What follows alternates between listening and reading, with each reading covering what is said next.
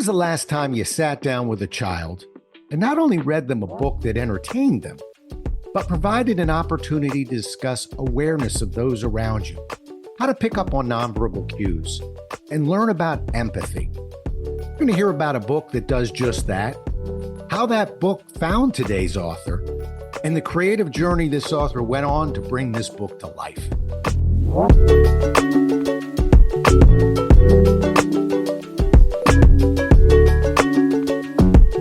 Welcome to A Book Finds You podcast. This week's guest is Kari Martindale. Join us as she shares the inspiration behind her book, along with her writing process, routines, and challenges. And now, here's your host, best-selling author, Rob Jolles.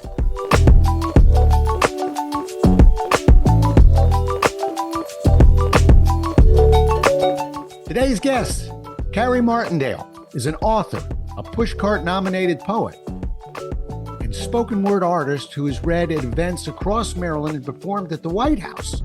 She sits on the board of Maryland Writers Association, manages EC Poetry Prose, and holds a master's degree in linguistics. She values kindness over niceness and justice over peace. Happy to have you with us, and welcome to the show, Kari. Thank you so much for having me. Well, it's a pleasure. Let's dive right in. Now, you've written a few books, but I want to focus on the time Flash had the best day ever. So tell us a little bit about this particular book. So, there are two main characters, Flash, the dog, and Squirt is the little girl. And Flash is having the best day ever, but he's not noticing that everything that is making his day amazing is having an opposite effect on the little girl. One of the best examples is probably, he says, I got to run free through the fields. And you see, just zoomed in on him running free through the fields. You turn the page, it's wordless every other page. However, it is zoomed out, and now you see it's because his leash broke, and you see a frantic Squirt running after him. So you first see Flash and this great thing happening. And then you turn the page and there are no words, but you see the full picture and how that's impacting Squirt until the very end when he says, best day ever, after her ice cream falls. And he gets that. And she has this meltdown and he hears her say it was the worst day ever. And how can that be? And then you see, again, wordless, looking back on only Squirt's face throughout it.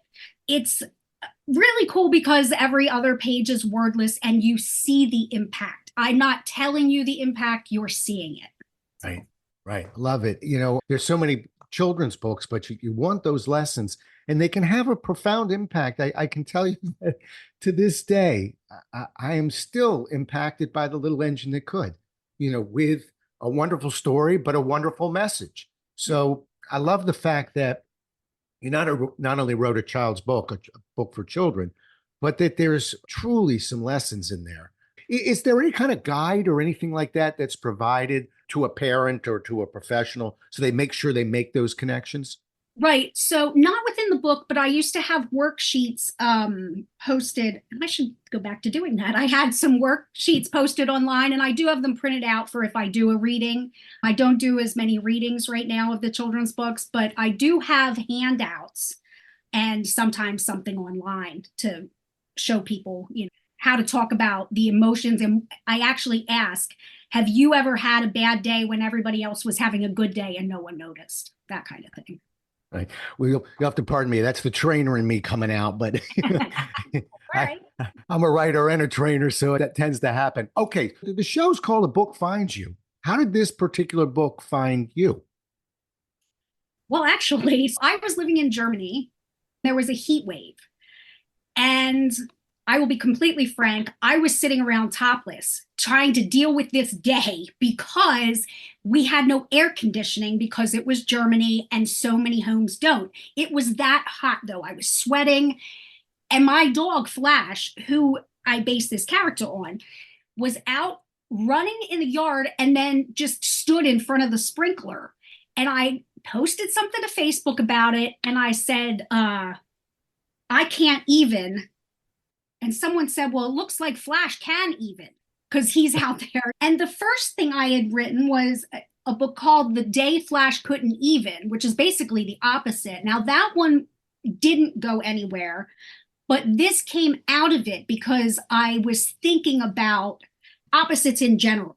And so this book came out of a book that didn't come to be. So. Right. Right. And, that's why I'm excited about the show, because that question's not an accident. People think that we just walk around and a coconut falls out of a tree and pops us in the head and we go, now I've got a book. We don't find a book, it finds us. Yeah. And so I've never met an author who just said, I don't know. There's always an event, something that triggers it, and it burns in our belly and it just calls us. You've just heard an example. I could talk to 200 authors. You'll never hear an author go blank on how the book found them. Yeah. So you writers who are listening, just keep your eyes open, because these messages are there. We just have to pause and capture them. Now, we're all looking to evolve as writers. Tell me, for you, what's the best professional development opportunity that you've ever taken advantage of or wanted to take advantage of? Well, first of all, I will say that I used to do specifically children's writing professional development until I segued out of that and into my spoken word and poetry. The most impactful professional development was actually just this past January. I spent a couple weeks in France on a residency, and to sit there and focus on your own work with someone else cooking your meals. And it was French meals by French chefs. And we're living in a chateau. It was 20 artists, visual and writing. And I didn't have to think about anything. Let me tell you, anytime someone else is thinking about dinner, your day is good. So just having that one little thing off my little plate and just being able to spend every moment focusing on me and my writing and not my family and my day-to-day at home, it was by far the most impactful thing that I have done for my writing. I notice you travel a lot. I'm a guy with about 3 million in the air myself. Quite frankly, a lot of my writing comes in the air because there's white noise and technically no internet. And we can really have that cone of silence almost. I notice you travel a lot. Did you do a lot of writing or thinking about writing in the air? Sometimes, yeah. Actually, one of the things I do is when I'm traveling, I like to pick up a journal that in some way reminds me of that trip. And then I'll be writing verse or something down in it on the way home. And then that's the journal I might use as I'm trying to compose poetry about that trip. So it could just be a souvenir that has something on the front, or one from Portugal is made of cork because, the cork industry. So it's just these little things that remind me of that trip as soon as I see that journal. But yes, I usually start on the plane, if not during the trip. But yeah, no, before I get on the plane, I'm usually sort of nesting, going, I think I'm going to be writing about blah, blah, blah. It's in my head and it's just churning. When they go, we're now at 10,000 feet, you can bap, out goes that laptop. Yeah. So you're kind of an ideas person. When do you know when an idea is worth pursuing? Because I like where you're coming from. I think we expand and we contract as writers. So we don't want to start evaluating as we're expanding. We want to leave that open. But when we start contracting, when do you know when an idea is worth pursuing or maybe letting it go? That's an amazing question that I have never been asked. So when it's poetry and spoken word, which I do more now, is it flowing? Even if it's got the best idea, if it's not flowing well when I try to read it aloud, I have to eventually let go and maybe try to work it another way, even in a year.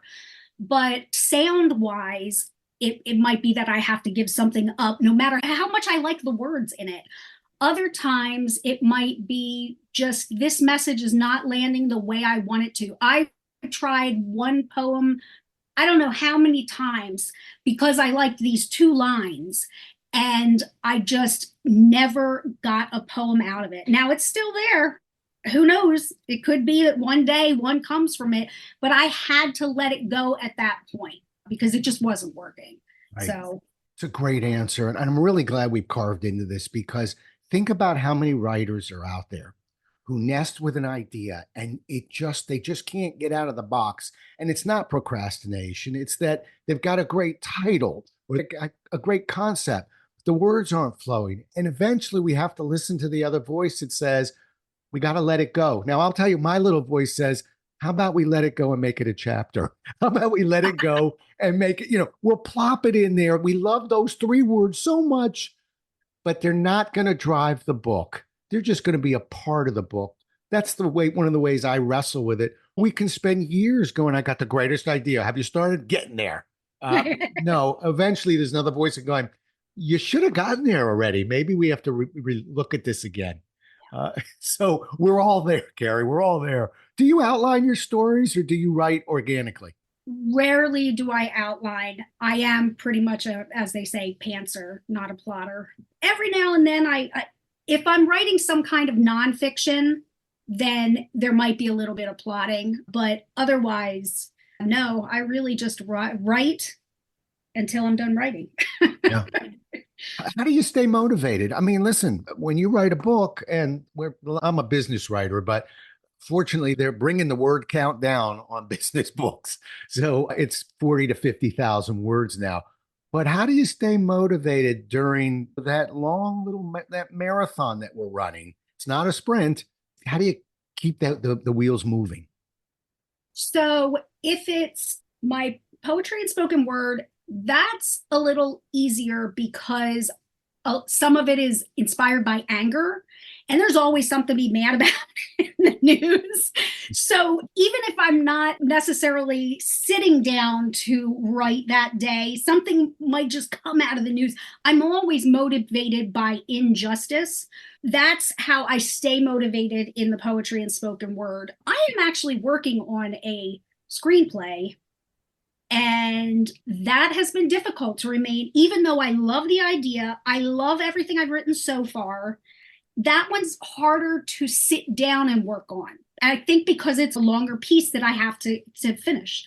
And so that's hard for me to stay in it when it's really long. So I don't have a good answer for that one. Well, no, your answer is fine. And I think a lot of us, when you look at a book, and I spit out, hey, it's gotten easier. You only need 45,000 words. It kind of freaks people out. But like anything else, it's word by word and sentence by sentence and page by page and chapter by chapter. And I think for me personally, if I can just focus on the chapter, so I'm not focusing on 40,000 words, I'm focusing on a couple thousand words. And that makes it a little bit easier. There's always a little bit of momentum. If we can just get going, it gets a little easier as we keep going. It's standing at that starting line going, that makes it a little bit challenging. Yes, for sure. Okay, let's talk about the publishing side of this. Do you think about getting published, or do you just focus on the story itself and say, I'll cross that bridge when I get to it? So the children's books were actually a story in themselves, because when I wrote them, I knew absolutely nothing about the publishing field. And what I didn't know, I'm not an illustrator. I didn't know that you should not go get an illustrator before submitting to publishers. If you're not an author illustrator, you submit to the publishers, and then they typically have people they like to work with. So I had already gotten an illustrator, and he brought Flash to life, and I was happy, and we were working together. And it was unfortunately not going well trying to get a publisher for both of our works. And finally, someone was interested in only the words. And I said no, because commitment over business. I'm a people person. I'm a terrible businesswoman because of it. I decided to self-publish because that's the way I could maintain the partnership that I forged. And as for the chapbooks for poetry and spoken word, that's hard. Chapbooks are hard to get published. I am trying slowly. I might have to self-publish because in poetry, they want a lot more new material to go into a collection. And a lot of my favorite things for this particular collection are already published some in different journals and such, or I've performed them publicly. I do typically, if I'm at the Maryland Writers Association conference every year, I might pitch something just to pitch it, just in case that happens to click that day with someone, with one of the editors or agents. So I'm not always focused, at least not when writing, on the publishing end, even though that's what I need to do. I focus more on the writing throughout it. Good, good. And by the way, you just taught everybody a tremendous lesson. So I want to slow down and make sure everybody heard that. It's not just artwork, it's titles, it's things like that. We nest with it. We love it. We're going to go and find a publisher. And we love this. We've had this title in our head for 3 years and 2 years before we even started writing. And the first thing most publishers will say is, no, we're not using that title. They have they won't mess around with the inside as much, but they know what they're doing on the outside. And so you've clarified a couple things, which is I'm adding to it, which is bring in your titles, but don't be brokenhearted if they don't use it. And if you're going to publish, go conventional. Then, I did the same thing you did, Kari. I had a good friend, did some great artwork. It was wonderful. And no, they're using their in-house people. And that was really kind of a waste of time. So if we know that we're tunnel visioning, we're absolutely going to self-publish, grab that artist. If not, have them in your hip pocket. Sometimes you can convince a publisher, because you can save them a few dollars, that you can use your own. But great lesson, and one other thing, don't confuse, as a business guy here on this side, and I'm a sales trainer, you're not a bad business lady. You're a loyal human being. And I'll put loyalty over just about any trait that I see out there in business. So don't be so hard on yourself. I think you made a very courageous decision. I'm not so sure everybody would have made that decision. So kudos to you. All right, last question for you, Kari. We'll wrap up. How do you think your writing process, or you as a writer, has evolved over time? Well, I mean, me as a writer, I've gone in the direction of spoken word more than anything. And that evolved in 2020, when many people were questioning the world. And I had always been fighting for civil rights and equity, but finally more people were listening. So I was able to start talking more to my demographic about our roles in society. And the first major spoken word piece just kind of happened as I was trying to educate others. It fell into place. Like, it's still one of my two favorite pieces, this very first one that was the spoken word. And so I've evolved in what I do and why. Actually, as a writer, I spend my time thinking much more about the bigger picture of what I'm trying to accomplish with my writing. Writing children's books is important. Giving children the message of empathy and awareness of what's around them. I mean, adults need to read the book, frankly. And so I don't think the underlying message is really any different. But I've evolved as a writer in what I'm writing and why. The form I'm writing in is very different from writing children's, except that it's still lyrical. When you write a children's book, you have to focus on how it sounds, because children respond well to prosody, the ups and downs, and of how you speak. It's why we talk like this when we're talking to kids. We're going up and down. Well, the same thing happens in the spoken word, even though it's not so sing-songy and childish. You still have to have that lyrical, that the ups and downs. Really, there's crescendos and decrescendos. It's not as different as one would think in how I have to approach things linguistically. So I don't know. I've evolved, but there are still some underlying fundamental linguistic aspects that I use, just in a different way. Right. Right. Well, and we don't have to fear the word evolve or evolution. Yeah. We want to. And somebody told me once, when you write your first book and you publish it, you're an author. When you write your second and beyond, you're a writer. And as an author, I wrote to what I thought my industry needed, in a sense. And as a writer, my evolution is want to write what is important to me. And it may not sell quite as many books, but I got to get this story told. And I think that's how we tend to evolve. You see that same way?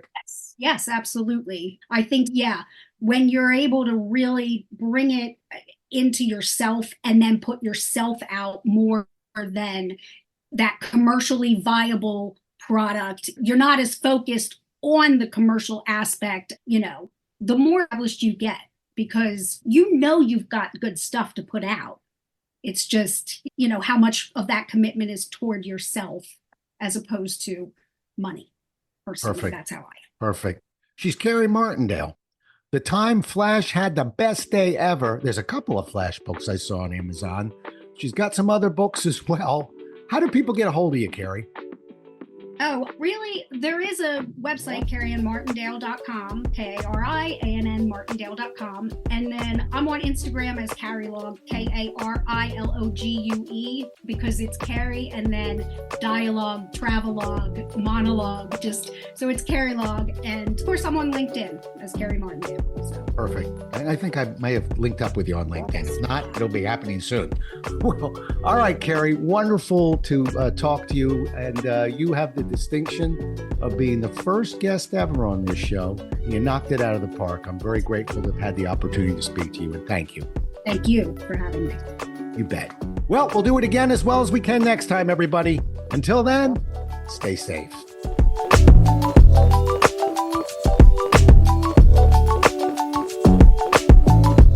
Thank you for listening. If you enjoyed today's guest author, we'd love you to rate, review, and share this episode with others. If you'd like more information on today's guest or the Maryland Writers Association, please visit our website at marylandwriters.org. You can also find out about the history of the Maryland Writers Association by listening to our first podcast, Episode 0.